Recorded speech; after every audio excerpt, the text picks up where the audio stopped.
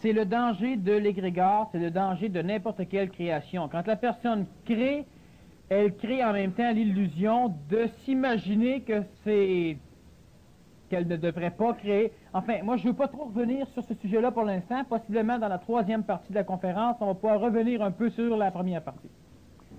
Parce qu'il y a des dangers, et présentement, il y a trop d'énergie, ce qui fait que la personne pourrait risquer de s'imaginer qu'elle a saisi ou qu'elle comprend bien, et puis au cours de la semaine ou du mois, ou enfin le reste de sa vie, ce qui va suivre de ce qu'elle aurait peut-être compris lors de la première partie, ça risque d'être totalement illusoire, puis ça risque de ne pas être compris du tout dans le sens où j'aimerais que ce soit compris. De quelle façon, Daniel, faudrait-il qu'un individu qui est dans la salle, justement, qui ne comprend pas très bien ce que tu as exprimé dans la première partie... La meilleure chose à faire, c'est d'écouter la cassette. Pourquoi? Parce qu'il y a beaucoup moins d'énergie sur l'enregistrement, ce qui fait qu'une fois que la personne croit avoir compris, une fois qu'elle est dégagée de l'énergie que j'ai dégagée, ben, automatiquement, elle est beaucoup plus apte à pouvoir être soit intellectualisée, ce qui n'est pas mauvais, mais au moins, elle risque beaucoup moins de s'illusionner qu'elle comprend tout. Et le travail, tout ce que j'ai dit lors de la première partie, c'est quelque chose qui doit se faire en collectivité pour commencer. Il n'y a personne ici présent qui est apte, sans risquer de tomber dans le piège de l'illusion totale, à commencer ce travail-là.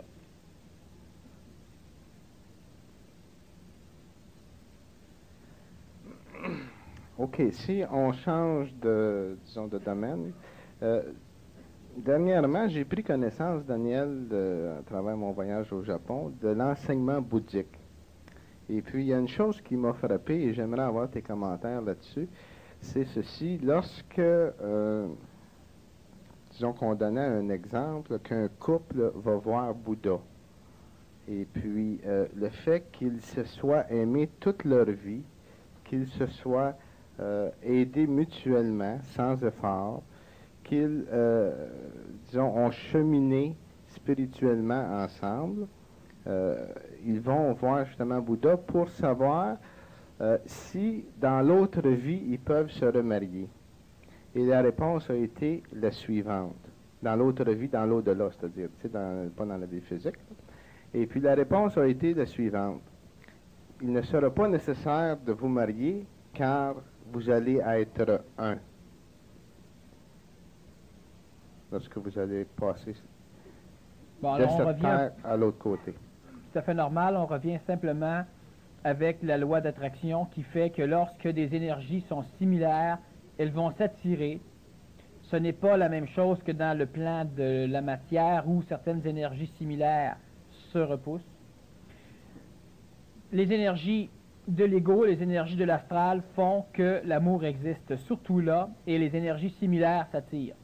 Lorsque des énergies égoïques de personnes décédées physiquement voyagent librement dans l'astral planétaire, ils vont finir par s'agglomérer, former une espèce d'ensemble, c'est-à-dire former un être astral. Lorsque la réincarnation physique, de toute façon, si Bouddha parle, dans l'exemple que tu me dis là, hors réincarnation, ce qui arrive simplement, c'est que les énergies restent similaires, elles sont mélangées. Donc, elles ne forment qu'un. Et si la personne se réincarne dans une entité physique, ce qui arrive simplement, c'est qu'elle va se réincarner comme personnalité fusionnelle de différentes personnalités antérieures physiques. Donc, encore une fois, la personne, elle est un. Exactement comme le corps physique de l'enfant unit le père et la mère, exactement comme le corps physique de l'enfant unit les parents du père, les parents de la mère, les parents des parents, etc. Donc, plusieurs entités physiques. Au niveau de la psychologie, c'est la même chose qui va se passer. Et les personnes qui ont des affinités extrêmement propres ne peuvent pas faire autrement que de devenir une personne ou enfin une entité qui sera soumise à la réincarnation dans une vie ultérieure. La réincarnation, elle est de forme pluralitaire dans le cas que tu me parles. Elle peut être de forme fusionnelle, c'est-à-dire que la personne qui se réincarne se fusionne avec d'autres énergies avant l'apparition dans le corps physique. Et elle peut être aussi pulsée, c'est-à-dire que la personne qui meurt, lorsqu'elle se réincarne, elle est propulsée dans un univers immensément plus grand que l'univers dans lequel l'univers qu'elle a connu avant sa réincarnation pulsée. La réincarnation pulsée, c'est une réincarnation qui se fait dans une échelle de conscience qui est totalement différente de l'échelle de conscience humaine. L'homme se réincarne en humain parce que son échelle de conscience est une échelle humaine, donc planétaire. Lorsque l'homme arrive à pouvoir se réincarner dans une entité beaucoup plus vaste que la galaxie, c'est une réincarnation pulsée, c'est-à-dire que nous prenons le terme réincarnation pour faire comprendre à l'homme humain que la mortalité n'existe pas. Donc, lorsque, à un moment donné, un initié, pour ne pas employer le terme maître, arrive à une fusion de ses corps, il disparaît pour devenir, ou pour se réincarner d'une façon pulsée, pour devenir l'univers dans lequel il a évolué. Pour devenir l'univers dans lequel il a évolué. Peux-tu expliquer un peu? C'est toujours au niveau de la conscience. Présentement, l'homme a une conscience humaine qui est égoïque. Donc, elle n'est pas tout à fait planétaire, elle est diminuée à l'entité auquel il se représente. On peut avoir une conscience nationale, on peut avoir une conscience familiale, on peut avoir une conscience planétaire, ce qui est extrêmement rare. L'homme qui évolue dans une conscience, par exemple la conscience individuelle, finit à un moment donné dans son vécu présent à avoir une conscience peut-être nationale ou peut-être continentale ou peut-être planétaire. Donc, il a à un moment donné conscience de l'univers dans lequel il a évolué pour arriver à cette conscience. Lorsque l'homme planétaire a une conscience planétaire, il entrevoit les interrelations qui existent entre les autres planètes, les autres soleils et d'autres expressions énergétiques qu'il ne connaît pas et qu'il ne voit pas. Lorsque l'homme arrive à intégrer la conscience extérieure à sa planète, donc la conscience de ce schéma, parlons par exemple de la galaxie La Voie lactée, automatiquement l'homme vit ou subit une réincarnation pulsée et il perd la limitation conscientisante de sa propre personnalité, de sa propre planète. Il perd son corps physique étant donné qu'il intègre le corps de la galaxie et sa conscience devient une conscience galactique au lieu d'être une conscience simplement planétaire. Lorsque nous parlons d'une conscience galactique, nous parlons évidemment d'une conscience supramentale où la personne finit par avoir une réelle forme physique mais supramentale, donc ce n'est pas physique, et l'expression matérielle involuée de la forme supramentale conscience sont les planètes et les soleils et d'autres agglomérations de particules énergétiques qui existent dans une galaxie. Lorsque la personne augmente encore son schéma, encore là je parle supramental de galaxie, mais en réalité la conscience supramentale évolue hors galaxie. Elle évolue dans certaines formes, dans un nombre de galaxies que nous pourrions appeler univers, et au-delà de ces univers, on a d'autres formes de conscience qui sont hors conscience supramentale. Chaque fois que l'homme arrive à une réincarnation pulsée, s'il n'est pas finalisant sur son contexte évolutif, il commet une erreur, une aberration évolutive. Lorsqu'un homme évolue, lorsqu'une femme évolue et qu'elle arrive à finaliser tout ce qui devrait être conscientisé dans le plan d'évolution qui lui est donné, par exemple, nous parlons de l'homme, donc de l'humain, de l'être planétaire, il devra finaliser son évolution tant dans l'enfer matériel que dans les hautes sphères des énergies mentales. Et étant donné que présentement l'énergie supramentale tend à se faire planétaire, l'homme devra, avant de vivre une réincarnation pulsée, devra conscientiser, devra devenir conscient de la conscience supramentale dans sa globalité.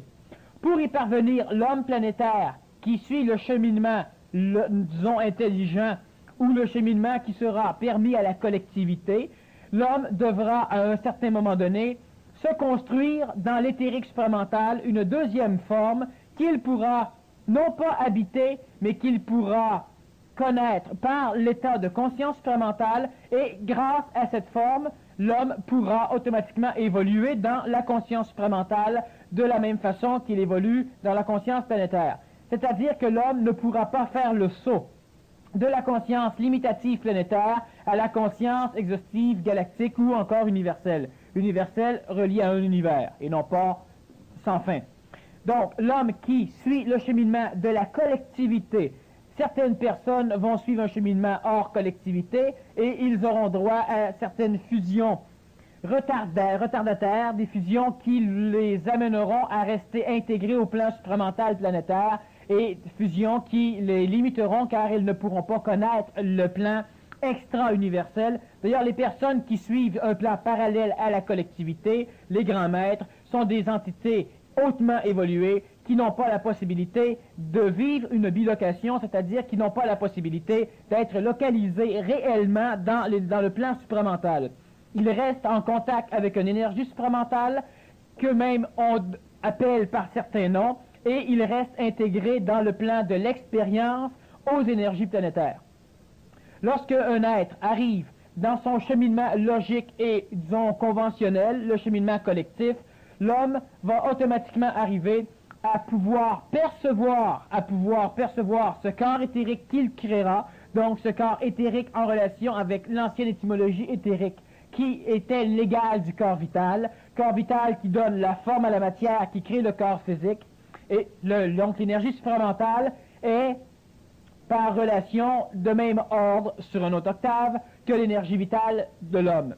Donc, on peut aussi l'appeler énergie éthérique, et elle est éthérique en ce sens qu'elle va permettre l'agglomération de molécules supramentales pour créer un corps supramental, et l'homme qui sera conscient de cette deuxième habitat, de cette bilocation, va être capable d'expérimenter à la fois sur le plan planétaire tout en gardant son intégrité physique et à la fois sur le plan supramental, ce qui va l'amener à rencontrer d'autres entités qui vivent une bilocation mais qui ne sont pas planétaires. C'est-à-dire que lorsque l'intégrité supramentale d'une personne est suffisamment avancée, l'être qui vit en conscience supramentale avec une location supramentale peut rencontrer d'autres personnes qui vivent une conscience supramentale, mais qui n'ont pas d'entité physique planétaire terrestre, qui auront une entité physique planétaire, mais autre que une planète de notre système solaire. Ce cheminement évolutif va se poursuivre sur les 3 plans extraplanétaires, et l'homme qui arrivera à la fin, à la finalisation de ce cheminement sur ces 7 plans de l'espace-temps, pourra se libérer de la réincarnation réelle, c'est-à-dire qu'il n'y aura plus de processus de réincarnation, il disparaîtra simplement. Tel que le Nazaréen a fait. Oui. Si on détruit l'âme, est-ce que nous pénétrons dans une conscience supramentale et est-ce que c'est la seule utilité de détruire l'âme? Détruire l'âme, c'est-à-dire que l'âme ne peut pas être détruite comme nous allons détruire un mur qui entoure une ville. Détruire l'âme, c'est la seule possibilité qu'a l'homme de pouvoir se libérer de la conscience limitative de l'expérience pour atteindre une conscience hors expérience, une conscience instantanée, une réelle conscience qui n'est pas assujettie à son passé. L'homme qui reste assujetti à son âme, l'homme qui reste assujetti à la mémoire du passé, reste assujetti à une limitation qui est déterminée par son expérience, qui est déterminée par son apprentissage et qui est donc déterminée par ce qu'il a fait. Ce qu'il a fait l'amène à prendre conscience d'une illusion, celle du temps, où il voit un avenir qu'il ne connaît pas, un présent qu'il ne peut saisir et un passé qu'il a en lui, mais qu'il ne peut pas réellement savoir d'où il vient. L'homme sait qu'il a un passé, il ne perçoit pas le présent et il imagine l'avenir. L'homme qui vit dans une conscience hors âme, une conscience supramentale, vit dans une conscience qui ne connaît pas le passé, qui ne connaît pas l'avenir, qui ne connaît que l'instantanéité, qui ne peut même pas être appelé présent. Détruire l'âme, c'est détruire simplement le passé. C'est détruire l'identification que l'homme fait par rapport au passé, et c'est détruire aussi la peur de la mort, étant donné que l'homme ne saura plus qu'il vit. Est-ce qu'il ne serait pas mieux de dire, au lieu de détruire, si on utilisait un autre mot, je pense... C'est absorber ou transmuter. Absorber, justement, ou transmuter, parce que l'âme demeure quand même, reste là. Tu te sers de ces énergies pour... Exactement comme lorsque l'homme va devenir Dieu, l'homme n'aura pas détruit l'homme pour devenir Dieu. Par contre, il n'y aura plus d'homme. Donc l'homme aura été détruit. Mais l'homme n'aura pas été détruit. Et surtout pas par l'homme.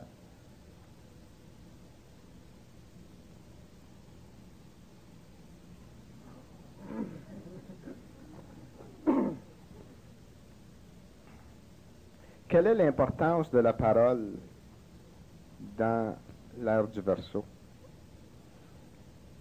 La parole va simplement offrir un support matériel à l'expression du supramental de façon à localiser le supramental dans la mémoire de l'astral. La parole sert donc à créer des égrégores. Lorsque nous parlons, automatiquement, cela est enregistré dans l'astral, dans la mémoire. Et lorsque cela est enregistré dans la mémoire, cela crée une forme pensée, c'est-à-dire que toutes les paroles ou toutes les idées transportées sur la matière de la parole, qui auront une affinité vibratoire similaire, se relieront. Étant reliées, elles créeront un égrégore. Donc, l'homme, qu'il le veuille ou non, crée des égrégores, mais il ne fait que nourrir l'égrégore sans jamais prendre conscience qu'il devrait se servir de l'égrégore. Lorsque nous nous servons de la parole pour manipuler quelqu'un, nous nous servons évidemment de l'égrégore moral, de l'égrégore conventionnel qui devrait normalement manipuler l'être que nous manipulons. Donc, connaissant l'égrégore qui assujettit l'être à qui nous parlons, nous pouvons, par la parole, se servir de l'égrégore qui manipule la personne de façon à manipuler la personne. La parole est là. Dans l'ère du Poisson, elle a eu ce rôle. Dans l'ère du Verseau, elle aura un rôle différent. Présentement, dans l'ère de transition Poisson-Verseau, la parole est d'or parce qu'elle va dorer, elle va adorer l'énergie égrégorienne supramentale. Chaque fois qu'une personne parle et qu'il se rapproche de la parole juste, il permet simplement l'énergisation d'une parcelle de l'astral que j'appelle astral supramental. Et lorsque nous aurons créé un égrégore supramental dans la sphère astrale, nous aurons une forme d'énergie que nous pourrons utiliser ou qui pourra nous utiliser. La différence avec les égrégores poissonniques, c'est que la sphère supramentale, même si elle manipule l'homme, ne va le manipuler d'une façon presque intelligente, c'est-à-dire d'une façon supérieure à ce qui est déjà sur la planète. Par contre, à un moment donné, cette sphère supramentale, si elle manipule l'homme, deviendra un frein à l'évolution, comme toutes les sphères égrégoriennes sont devenues des freins à un moment donné de l'évolution humaine. La parole a donc un rôle important, celle d'énergiser supramentalement l'astral, autrement dit, de détruire l'astral, autrement dit, de transmuter l'astral. Plus la parole est juste, plus elle s'en va dans des plans plus subtils? Non. La parole juste, c'est une parole qui ne peut pas être déformée par celui qui écoute. C'est-à-dire que lorsque nous avons la parole juste, lorsque nous parlons, la personne qui écoute ne peut pas interpréter l'idée que nous voulons transmettre.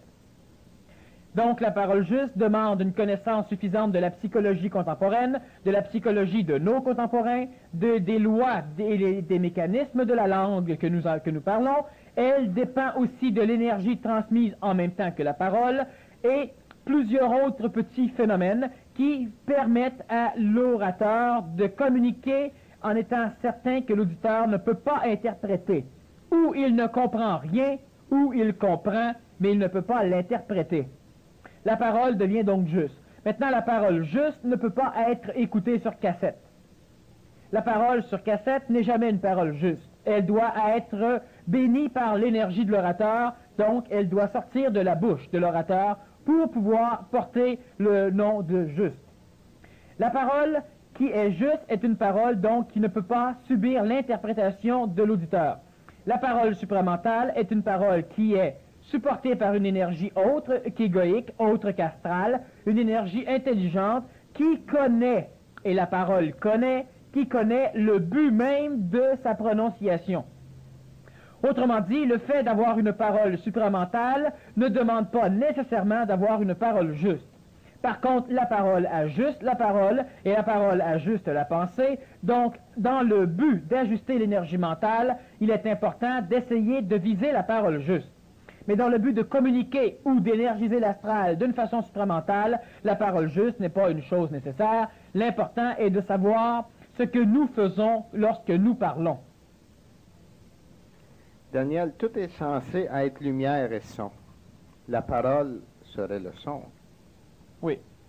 Alors, à ce moment-là, est-ce qu'on peut dire qu'on attire, on fait comme magnétiser la lumière, que l'on transforme en son et qu'on retourne pour énergiser originalement ce qui nous énergise? Oui, c'est alchimique, ce que tu nous dis là. La lumière, c'est l'énergie, et la parole, le son, c'est l'initiation lunaire. Donc, le fait de pouvoir recevoir la parole, c'est une initiation lunaire. Lorsque la personne devient une antenne et qu'elle n'a plus besoin de parler pour apprendre, automatiquement, elle est assujettie à l'initiation lunaire directe, solaire directe. Donc, la parole, c'est simplement on ombrage l'énergie lumineuse, la lumière, comme tu parles, pour pouvoir énergiser notre obscurité de façon à ce que lentement, il devienne lumière. Si on prend le soleil de Ra, je ne sais pas si tu connais le soleil de Ra, celui qui a des bras, des mains, qui vient chercher, est-ce que ce ne serait pas ce son? Ça peut être, là on parle de symbolique et d'interprétation, disons que je n'aime pas tellement rentrer dans des choses interprétoires parce que ça nous amène très loin sans réellement nous amener à quelque chose de vraiment utile. Est-ce que les gens prient moins que l'institution catholique romaine sans sa fin proche? Ou est-ce que c'est parce que nous entrons dans l'ère du Verseau que l'Église aura à disparaître comme telle? Il n'y a pas que l'Église. De toute façon, nous allons revenir lors de la troisième partie sur ce qui aura à disparaître et sur ce qui aura à apparaître. Mais lorsqu'on dit, Daniel, que les gens prient moins, c'est vrai puis c'est pas vrai. Parce c'est qu'il y a totalement certains faux. pays... Les gens énergisent moins l'ancien égrégore. Par contre, les gens continuent toujours à prier les égrégores parallèles à l'égrégore central. Lorsque nous disons « j'ai abandonné la religion catholique, mais pas Dieu », tu n'as jamais abandonné l'égrégore. Tu as abandonné une parcelle parallèle de l'égrégore divin, celui de la chrétienté ou du catholicisme. Mais l'homme prie continuellement. L'homme ne prie pas moins. Si on prend aux États-Unis, par exemple, l'Américain prie comme il n'a jamais prié depuis l'histoire des États-Unis. C'est la même chose au Québec, c'est la même chose au Canada. Seulement que ça ne se fait plus dans les églises. Exactement. Peux-tu expliquer de quelle manière l'homme peut être désinformé dans son mental? Quelle sorte d'énergie peut donner cette désinformation?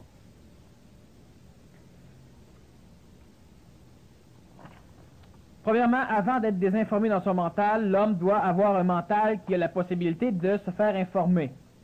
L'énergie mentale, à l'origine, au début, lors de sa naissance, est informée par l'expérience astrale. À un moment donné, le mental finit par se relier à l'ajusteur de pensée, qui est une forme involuée d'énergie supramentale, et le mental est informé par l'énergie supramentale. Ce qui empêche le mental d'arriver à une conscience intégrale de ce qui se passe en lui, c'est l'ajusteur de pensée. Sachez bien que lorsque je parle, plusieurs choses, plusieurs connaissances d'ordre mental ou supramental sont canalisées dans l'astral.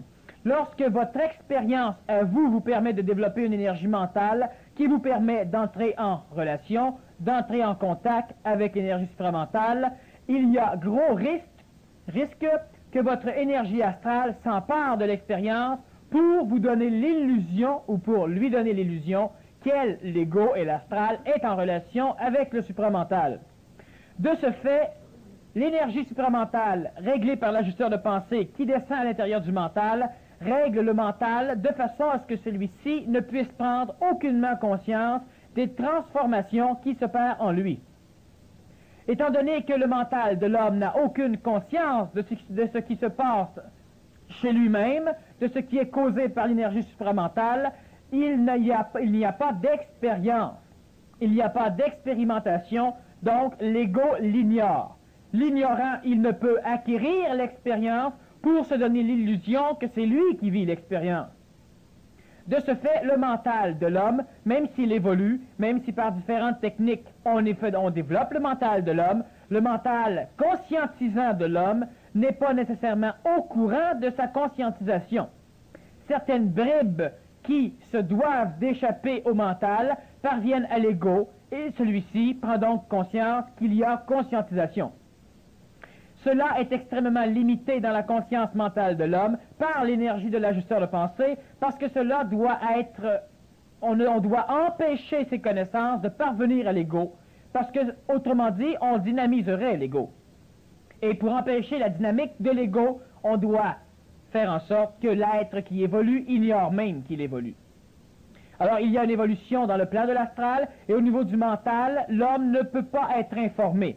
Et de temps en temps, certaines choses que je dis ou que vous entendez dire ailleurs vous donne l'impression immédiate que vous comprenez, cela ouvre des portes chez vous, et presque instantanément, ou une demi-heure après, vous avez oublié ce qui a été ouvert.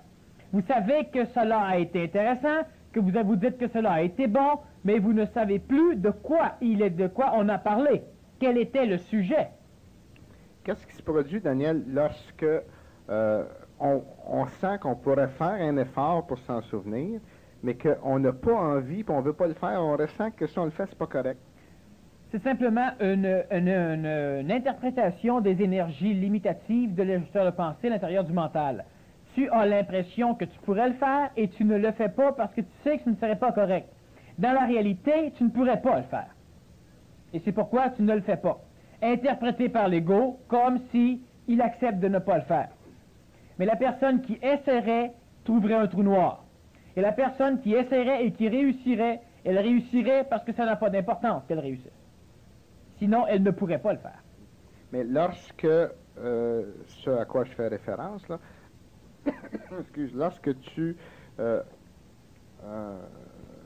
le fais pas, c'est parce que c'est comme s'il n'y avait pas d'importance à le faire.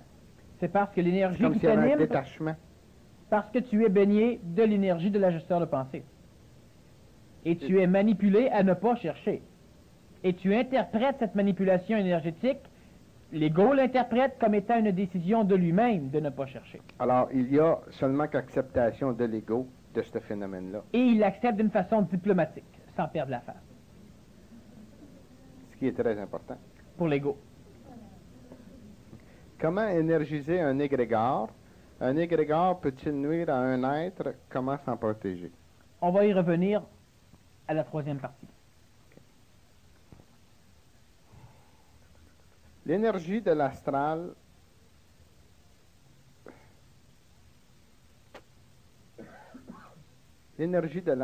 supramental peut-elle se régénérer dans l'énergie de l'astral du poisson? Non, l'énergie supramentale peut énergiser l'énergie du poisson, par contre, elle ne peut pas être soutenue par l'énergie du poisson. Il n'y a que l'énergie supramentale qui pourra dynamiser par la parole et par la gestuelle et par la pensée l'astral supramental. L'astral supramental, selon un processus d'involution relié à la friction du temps et de l'espace, va tendre à devenir matériel. Donc, comme l'évolution ou comme l'involution de toutes les énergies dans l'univers spatio-temporel, l'énergie astrale supramentale va devenir mentale, elle va devenir astrale, elle va devenir vitale et elle va devenir matérielle. Sauf si elle trouve un support suffisant sur une énergie évoluante. On a déjà vu lors de la dernière conférence que lorsqu'une énergie descendait, elle descendait jusqu'à son plus bas point permis par le temps et l'espace, c'est-à-dire par la matière. Et lorsque la matière existe, la même énergie qui descend est bloquée par la matière, elle n'a donc pas besoin d'expérimenter la matière, elle peut être supportée par la matière et elle devient l'énergie vitale, ce qui va maintenant matérialiser, disons, la matière, ou exprimer la matière. C'est la création. Lorsque la même énergie descend et qu'elle touche la matière exprimée, elle n'a plus besoin de descendre plus bas car elle est supportée par l'énergie matérialo-vitale, donc elle devient l'énergie astrale. L'énergie de l'astral supramental suit le même chemin d'évolution. Il tend à baisser en vibration pour expérimenter. Et lorsque l'énergie supramentale de l'astral diminue en vibration, s'il n'y a pas de support à son soutien, elle ne peut pas rester. Elle va donc se transformer lentement en énergie soit mentale, qui va être canalisée par, non pas les supramentaux, mais par les hypermentaux, les intellectuels avancés. Et s'il n'y a pas de support suffisant sur la planète, dans l'humanité, elle deviendra à la longue une énergie astrale. Alors, à entendre ça, Daniel, ça m'amène à penser que ça fonctionne un peu comme des marches. Hein, l'énergie astrale du poisson a créé une marche que les gens ont pu monter. Après ça, il y a une autre marche qui se crée, et ainsi de suite. Est-ce qu'on pourrait donner cet exemple-là avec différentes marches? Ben oui. Alors, si on partait, par exemple, du début de l'ère du poisson, disons qu'il y aurait eu une marche qui se serait formée, là, puis à la fin de l'ère du poisson, probablement une deuxième. C'est l'intelligence sous l'égrégore, entre autres. Le fait de comprendre que certaines choses ne sont pas nécessairement la réalité, qu'ils ne sont pas une interprétation ou une interprétation juste de la réalité, mais que sans cette illusion, on ne pourra pas comprendre la réalité.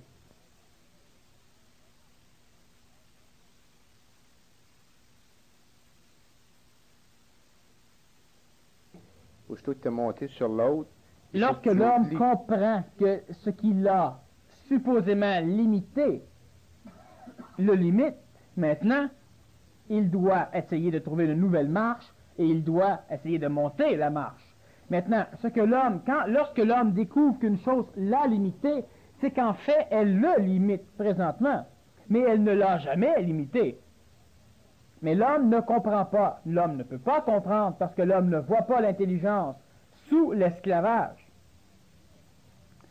Si on prend par exemple un peuple trop stupide pour arriver à vivre seul. Si l'énergie intelligente, et j'élabore là une théorie,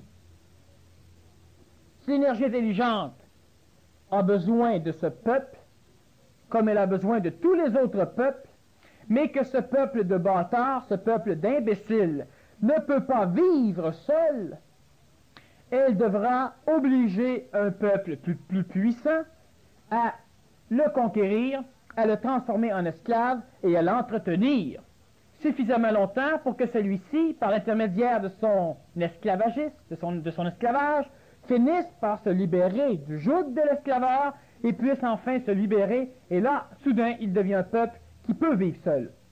De toute façon, quand cela se produit, habituellement, le taux c'est-à-dire le niveau de vie est augmenté, même s'ils sont... Est-ce que cela s'est déjà produit? Oui. Quand? Où? Continuellement. Précisément. Bien, ça dépend. De A à Z, dans l'exemple que tu viens de donner, là? Non, peut-être pas dans la terminaison. Peut-être pas dans la terminaison, mais dans le peuple juif qui a été l'esclave des Égyptiens. À une époque où ce peuple serait disparu de la planète, si les Égyptiens n'auraient pas eu la bonté de les transformer en esclaves et de les faire vivre. Et lorsque le peuple égyptien a été suffisamment énergisé par son propre manque de connaissances, par sa propre stupidité, il a été prêt à s'en aller. Et là, il a vécu. L'intelligence qui régit ce qui se passe, n'étant pas compris ni par l'Égypte ni par le peuple juif, celui-ci continue continuellement à faire certaines absurdités évolutives qui l'amènent continuellement à devoir subir, pour être aidé, le joug d'une autre race. Si on prend par exemple Taïwan, ou ce que le Québec a connu ici, si on n'avait pas eu les capitaux, si on n'avait pas été englobé par les capitaux américains, il y a 50, 75 ans, 100 ans, on ne vivrait pas aussi bien aujourd'hui. Si on regarde Taïwan, s'il ne serait pas englobé par les capitaux japonais, américains et canadiens présentement, seulement que depuis 5 ans, dans l'espace de 5 ans, ils ont augmenté leur niveau de vie, même s'il n'est pas élevé, s'ils gagnent 60$ par mois. Avant, ils gagnaient 2$ par mois. Mm-hmm. Mais ça va se faire dans à peu près une dizaine d'années. Ils vont atteindre le même niveau, probablement, on estime, que les Japonais ou les Américains. Chaque chose est intelligente. Ce qui se passe sur le plan de la planète est des choses qui sont logiques, qui sont intelligentes. Nous pouvons appeler cette logique karma lorsqu'elle n'est pas comprise par l'homme, c'est-à-dire que lorsque l'homme crée des perturbations écologiques, il a un karma, c'est-à-dire qu'il y a une réaction qui essaie de réparer ce que l'homme a fait. Et l'homme étant là, lorsque le mur se recrée, le mur qu'il a détruit, évidemment, il se trouve saisi dans le mur. Il appelle ça un karma négatif. Mais chaque chose qui se passe sur le plan planétaire est une leçon. C'est-à-dire que, pourquoi est-ce une leçon? Simplement parce que l'homme, n'ayant pas compris ce qu'il devait faire, il a donc fait autre chose. Et cette autre chose ne peut pas être permise par les lois régissant son contexte évolutif. Cela ne se peut pas. Ce n'est pas qu'une entité l'interdise, ça ne se fait pas. Respire de l'eau, tu te noies. Et ce n'est pas parce que Dieu est méchant, c'est simplement parce que l'expression matérielle des énergies donne cette loi, donne ce mécanisme. Par contre, le poisson vit bien dans l'eau, et il n'est pas plus évolué que l'homme pour autant. Alors, lorsque l'homme comprend mal quelque chose, il a une leçon, il a un karma, et lorsque l'homme, de leçon en leçon, découvre la souffrance, finit par essayer de s'ajuster. Il finit par découvrir la voie, c'est-à-dire le seul chemin, le chemin intelligent, là où il n'y a ni souffrance ni leçon. L'homme, c'est tout. À ce moment-là, c'est pas son ego qui règle tout. Tout se Tant règle. que l'ego règle le tout, l'homme souffre, l'homme est régi par une loi qu'on appelle karma. Les peuples absurdes, les races absurdes ont souvent payé énormément cher leur tentative de devenir ce qu'elle n'était pas. Et lorsqu'une race ne comprend pas qu'elle n'est pas ce qu'elle prétend, et que lorsqu'une race essaie toujours de vivre comme elle le prétend, elle continue continuellement à frapper les murs de ce qui ne se peut pas. Alors automatiquement, elle est assujettie à un karma extrêmement gros, qui paraît, pour l'homme qui ne comprend pas l'intelligence qui régit l'évolution, qui paraît extrêmement affreux. Par contre, si on prend les autres nations qui sont intelligentes, qui font qu'est-ce que c'est qu'ils doivent faire, qui font qu'est-ce qu'ils ont à faire intelligemment, si on prend l'Angleterre, par exemple, de 200 ans, ce qu'ils ont fait, les États-Unis, ainsi de suite, ils atteignent toujours un plafond. Oui. Pourquoi? Parce que lorsque l'intelligence de nos nouvelles nations, ou lorsque l'intelligence des êtres du Verseau, par exemple, et c'est le problème de l'égrégore, on va revenir un peu lors de la troisième partie, lorsque une forme neuve, prenons les hommes du Verseau, lorsqu'ils vont devenir réels, lorsqu'ils vont avoir un drapeau, un égrégore, Verseau, c'est pas nécessaire de le matérialiser sous forme de drapeau, mais je donne un exemple. Lorsqu'ils vont avoir une lignée, qu'est-ce qui va arriver? Tout au long du temps qu'ils vont énergiser l'égrégore et qu'ils vont se servir de l'égrégore, ils vont croître, ils vont grossir. À un moment donné, les personnes qui vont naître suite à cette création, on parle des États-Unis, ou on parle du Verseau, ceux qui, dans 200 ans après la naissance de l'homme du Verseau, par exemple, vont naître. S'ils ne sont pas éduqués ésotériquement pour comprendre l'intelligence de ce qui s'est passé, pour comprendre l'utilité de l'égrégore, pour comprendre qu'est-ce que c'est l'idée de la nation du Verseau, ou qu'est-ce que c'est l'idée des États-Unis, qu'est-ce qui va arriver? Il va simplement arriver ceci, qu'ils vont s'en remettre dans les mains, ils vont se remettre entre les mains de l'égrégore du Verseau ou de la nation américaine, et ils vont énergiser la nation américaine sans se servir de l'égrégore. Ils ne savent plus pourquoi, parce qu'ils n'ont pas été éduqués à comprendre le mécanisme, ils n'ont pas été informés. Donc, après un laps de temps créateur où l'égrégore se matérialise dans la nation, lorsque la nation est l'égale de l'égrégore et que personne tend à augmenter, à améliorer l'égrégore, tant que la collectivité au complet, non pas seulement une personne qui parle le pouvoir de la politique et essaie de transformer l'égrégore, quand la masse ne comprend plus, lorsque les Américains voulaient construire un nouveau pays, lorsque les colons voulaient coloniser pour mettre de quoi pour leurs enfants pour plus tard, avoir des terres, avoir des fermes, se libérer des contraintes matérielles, se libérer des contraintes sociales, en se libérant de l'Angleterre, en se libérant de d'autres pays, l'égrégore était construit, énergisé en fonction d'une transformation de la matière. Lorsque les enfants naissent, des enfants qui sont venus au monde après l'instauration de cette nation américaine, lorsque ceux-ci naissent, eux ne voient que le bénéfice qu'ils peuvent en retirer, mais ils ne voient pas comment ils pourraient améliorer. Ils ne veulent plus améliorer. Ils trouvent que c'est suffisant. Ils ne sont pas éduqués à améliorer, ils sont éduqués à entretenir. Parce qu'il vient toujours un moment donné où ce qui est matérialisé d'une façon grégorienne demande tellement d'énergie pour qu'il soit entretenu, parce que c'est normal, il tend à se transformer. Au lieu de canaliser l'énergie d'entretien dans une amélioration lors de la transformation naturelle, on la garde dans l'entretien. Donc, les jeunes sont là, non pas pour améliorer, mais pour entretenir ce qui déjà existe. L'égrégore étant la représentation exacte de ce qui se passe au niveau du plan planétaire, du plan matériel, il n'y a plus d'évolution au niveau de la nation, comme il n'y aura plus d'évolution au niveau de l'être du Verseau, tant qu'à un moment donné, une scission ne viendra pas couper les êtres du Verseau pour créer un autre clan qui partira avec de nouvelles idées et on reformera encore des nations. Je prends l'exemple du poisson. Sur une autre base plus Exactement. élevée. Alors présentement, toutes les nations qui ont conquis le monde, ce sont d'ailleurs presque toutes les nations, sont arrivées au plafond qui est le plafond de leur égrégore. Lorsque l'égrégore national ne permet pas d'autre chose que ce qu'ils ont déjà, ils ne font rien d'autre. Alors automatiquement, ils se servent de cet égrégore pour continuer à entretenir leur pays sans énergiser l'égrégore. Combien d'Américains, le nationalisme tend à disparaître autant en Amérique que partout sur la planète. Et lorsque le nationalisme disparaît, la nation s'effondre. Lorsque l'Angleterre a perdu, à part certaines personnes, mais lorsque le peuple anglais a perdu sa qualité anglaise, sa qualité nationale, son honneur, son orgueil national, l'Angleterre s'est légèrement enfouie. Si on regarde lors du conflit avec les Malouines, ou dans les Falklands, l'orgueil anglais a été suffisamment dynamisé pour permettre à l'Angleterre de rester maître sur la mer. Et les îles sont des continents, ce sont des territoires marins. Mais si l'orgueil anglais aurait été trop détruit, l'Angleterre aurait perdu cette colonie. Et c'était extrêmement intelligent, d'ailleurs, ils ont eu un petit coup de pouce des énergies intelligentes pour énergiser l'orgueil anglais, parce qu'il ne fallait pas, évidemment pas, que l'Angleterre perde les Malouines. Non pas parce que c'est une colonie, parce que ça aurait été une autre colonie. On dirait, Daniel, que ces nations montent pendant que les autres restent au même niveau, puis qu'ils restent stagnants pendant que les autres bénéficient de tout ce qui a permis à cette nation-là de monter. Alors, les autres nations, on dirait qu'ils fonctionnent comme un montent. moteur. Oui. Parce qu'on voit les inventions qui sont appliquées dans les autres pays, ainsi de suite. La même chose s'est produite aux États-Unis, là, c'est stagnant depuis quelques années, mais on voit les autres nations qui... Le Québec commence à créer un égrégore. Non pas national, il a tenté de créer un égrégore national. Il y aura un égrégore particulier à sa particularité. Ce ne sera pas un égrégore politique nécessairement.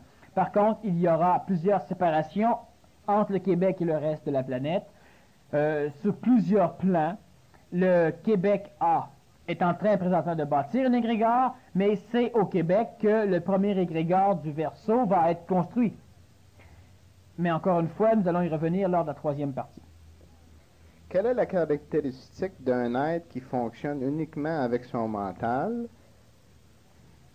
ni pas de coloration de l'ego? Uniquement avec son mental, sans coloration avec de l'ego.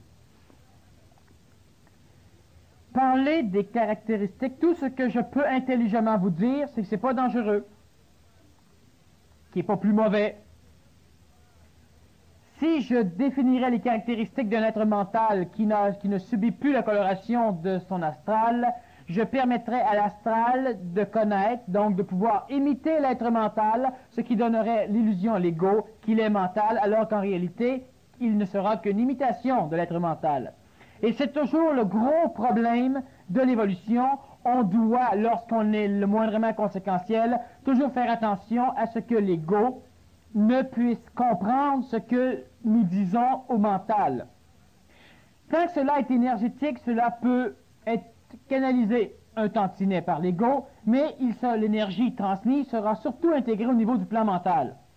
Lorsque je me sers de la parole, je dois faire plus attention parce que la parole est immédiatement intégrée par le plan de l'astral, par la psychologie, par l'expérience. Elle peut servir le mental, mais elle peut nuire au mental si elle sert l'astral. De définir ou d'expliquer les caractéristiques de notre mental, ce serait empêcher l'ego qui le comprendrait, ou ce serait le ralentir. Il ne pourrait pas devenir mental, étant donné qu'il saurait ce qu'est être mental. Moins l'ego sait de choses, tant que le mental n'a pas l'énergie suffisante pour l'appliquer dans l'instantanéité où il l'apprend, où il le comprend, mieux c'est. Donc je ne peux pas le définir présentement, ce serait une folie. Est-ce que les peuples forts ont détruit l'écosystème de l'Éthiopie et des autres pays africains que ces peuples ont à mourir maintenant?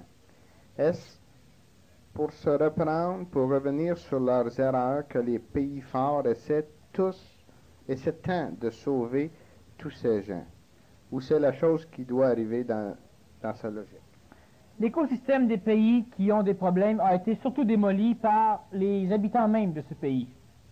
Ils ont été démolis par l'orgueil privilégié, l'orgueil d'une certaine partie des habitants du pays, un orgueil national qui excluait les pauvres et qui faisait en sorte qu'on se servait des pauvres comme esclaves.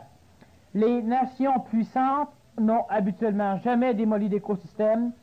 On a toujours établi les écosystèmes démolis, c'est-à-dire les nations puissantes n'ont ne sont pas intervenus de façon à balayer les écosystèmes des pays qui ont des difficultés. Si on prend par exemple le Sahara qui gagne du terrain sur les terres cultivées d'année en année, ce Sahara à l'origine a déjà été une forêt vierge. Les habitants de l'époque de ces régions ont détruit l'écosystème de la place, ce qui s'est avéré extrêmement désastreux et ce qui a aussi changé l'écosystème de la planète. Le désert du Sahara étant l'une des grandes sources de courants de vent, en plus évidemment de la rotation de la planète sur elle-même, le Sahara est devenu l'un des systèmes thermal ou thermiques qui nous donne présentement les conditions climatologiques que nous connaissons sur la planète. C'est-à-dire qu'étant une immense surface caloriférique, lorsque l'air chaud monte, l'air froid prend la place de l'air chaud, ce qui fait en sorte que nous avons des courants de vent de tous les côtés qui se dirigent vers le centre du Sahara pour prendre l'espace, pour remplir le vide créé par l'ascension de l'air chaud qui est chauffé dans le désert. Alors, ce qui fait que cette transformation écologique a transformé l'écosystème de la planète. La planète s'est adaptée à ce phénomène écologique, mais par contre, plusieurs espèces d'animaux ont dû disparaître de la surface de la Terre par ce changement subi de l'écologie. Les nations riches ont une tendance à aider les populations pauvres par écologie personnelle. C'est-à-dire que les nations plus riches savent très bien que leur confort, que leur survie dépend encore et malgré tout des pays en voie de développement ou des pays en voie de sous-développement. Ce qui fait que ce n'est pas pour réparer une erreur déjà commise, c'est surtout pour empêcher qu'eux-mêmes aient à subir la transformation écologique qui a été amorcée par les populations même de ces pays. Si nous avons des populations sud-américaines qui sont continuellement en paix, qui ne se battent jamais, qui ont un pouvoir politique pacifique, les Américains n'auraient jamais à intervenir. Les Américains ont à intervenir parce qu'il y a continuellement des conflits sur ces pays. Il y a continuellement des conflits entre des raisons politiques, entre des idéologies religio-politiques et entre plusieurs formes d'orgueil, le pouvoir, entre autres, qui est nécessaire à plusieurs personnes dans ces pays. Évidemment, ces genres de phénomènes sont dynamisés par une autre nation, l'URSS, qui essaie de se préserver. Et les Américains sont donc obligés d'intervenir pour se préserver. Et si ces pays étaient d'origine pacifique, les Russes ne pourraient intervenir et les Américains n'auraient pas à intervenir. Et les deux aimeraient mieux ne pas intervenir. Les deux aimeraient mieux ne pas intervenir, mais les deux interviennent parce qu'ils ont peur pour leur propre écosystème. Ça n'a pas rapport au pays qui est là. Maintenant, les Soviétiques sont convaincus que les Américains veulent la destruction du communisme et les Américains sont convaincus que le communisme veut étendre ce régime sur la planète. Ce qui est vrai dans les deux cas. Parce que si on prend la guerre du Vietnam, par exemple, dans les journaux, ainsi de suite, on est porté à penser, on nous a laissé l'image que les Américains étaient là pour sauver leurs argents, leurs investissements, ainsi de suite. Mais ça a appauvri les États-Unis de 50 millions de dollars par jour, soit 2 millions de dollars. Ça a sauvé l'économie américaine. Mais ça l'a appauvri à long terme, mais aujourd'hui, ils ne payent pas. Oui, ça a sauvé l'économie américaine, sauf que les Américains n'ont pas été au Vietnam pour sauver leur économie. C'est ça qui est la différence. C'est ce qu'on a laissé sous-entendre. Oui, on a laissé sous-entendre ça, mais les Américains ont été là d'une façon très écologique, très humanitaire, et ils ont été embarqués dans un gouffre presque sans fond, et qui a permis de sauver l'économie de presque tout ce qui existe sur la planète, y compris l'économie vietnamienne, même si ce n'est pas encore tout à fait rétabli, les Vietnamiens n'y tiennent pas d'ailleurs, et les Américains ont été, par la force des choses, obligés à venir investir le Vietnam. Mais les Américains ne l'ont jamais fait pour sauver leur économie. À cette époque, ils étaient insuffisamment intelligents, écologiques, pour pouvoir se rendre compte qu'ils devaient intervenir au Vietnam. Ils sont intervenus au Vietnam parce que certains dirigeants ont vu certaines lacunes, mais surtout parce qu'ils y ont été priés par 3 quarts de la planète. 300 millions d'habitants qui suppliaient. Oh, oui, plus que ça, oui. Alors, il y en a plusieurs autres qui ne l'ont pas trop dit, mais les Anglais étaient bien d'accord pour que les Américains y aillent, mais les Anglais ne voulaient pas y aller, les Français ne voulaient plus rester, presque toute la planète était d'accord pour que les Américains y aillent. C'était évident qu'il fallait que quelqu'un mette les pieds là, personne ne voulait le faire. et c'est les Américains qui y ont été. Et étant donné que la raison réelle du conflit, disons, américano-vietnamien n'a pas été compris, on a toujours expliqué ce phénomène. C'est sûr que pendant ce temps, les Américains en ont profité pour essayer de nouvelles armes. Ils en ont profité pour essayer plusieurs choses. Mais ce n'était pas le but fondamental de la guerre du Vietnam. Comme la guerre de Corée était un empêchement à quelque chose d'autre. Si à la fin de la guerre mondiale, les Américains avaient investi immédiatement la Corée, on aurait sauvé des millions de vies en hommes américains et en hommes coréens, et on aurait réglé un problème qui, dans l'œuf, était apparent. D'ailleurs, on a un grand militaire américain qui avait vu le problème.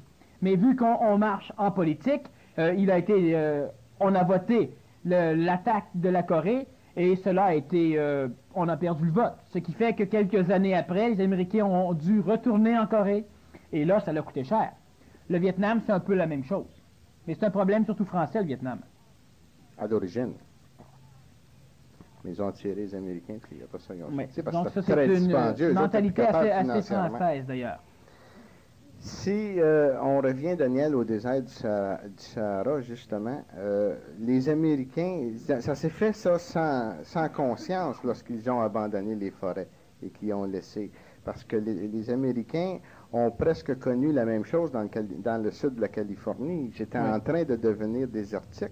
Et puis, en faisant des efforts, en amenant l'eau de 400-500 000 de Los Angeles et en arrosant le long des routes, ainsi de suite, il s'est remis à mouiller maintenant dans le sud de la Californie. Alors, il pousse c'est un cercle vicieux, il pousse plus d'air. Automatiquement, si tu travailles avec les énergies de l'écologie, avec les lois qui régissent la matière dans la région où tu vis, automatiquement, tu crées l'amélioration. Parce que si rien n'avait été fait, on prétend que ce serait comme l'Arizona, comme le Nevada aujourd'hui. N'importe quel désert peut devenir un endroit, une espèce de jungle, une forêt. N'importe quel désert peut devenir un champ. Et automatiquement, on change. Si chaque parcelle de désert de la planète redevenait vert, on aurait une disparition des pôles glacés. On aurait une transformation complète de la géologie, de la climatologie, surtout planétaire. Alors, ce qui arrive, évidemment, la Terre a